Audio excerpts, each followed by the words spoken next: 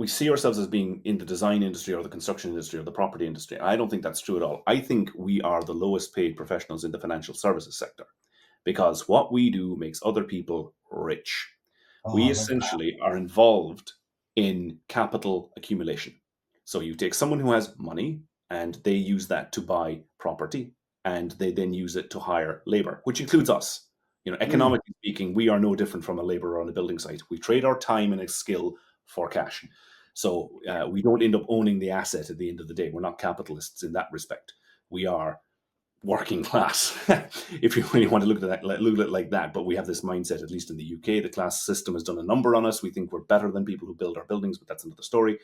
What we're doing is we're assisting people who have money to put together assets and labor to do capital accumulation. Capital formation is when you put those two things together economically. Capital accumulation is when the end result is worth more than the sum of its parts, hopefully. So if everyone does their job properly, you have something that is worth more than it took to create.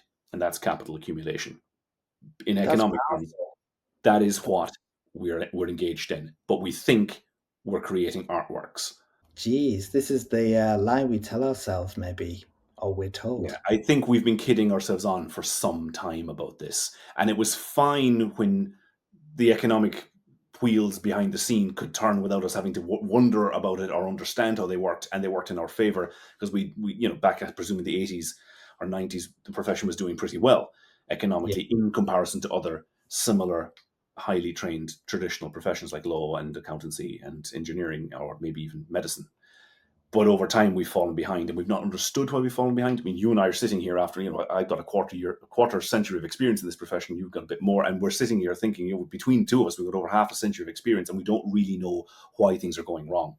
So I Yeah. would like to see if we can get a team of economists could look at what's going on inside the profession. What are we actually doing versus what we think we're doing, and why have other professions gone ahead and done other things and seem to be able to continue succeeding financially, whereas our profession is struggling more and more and more.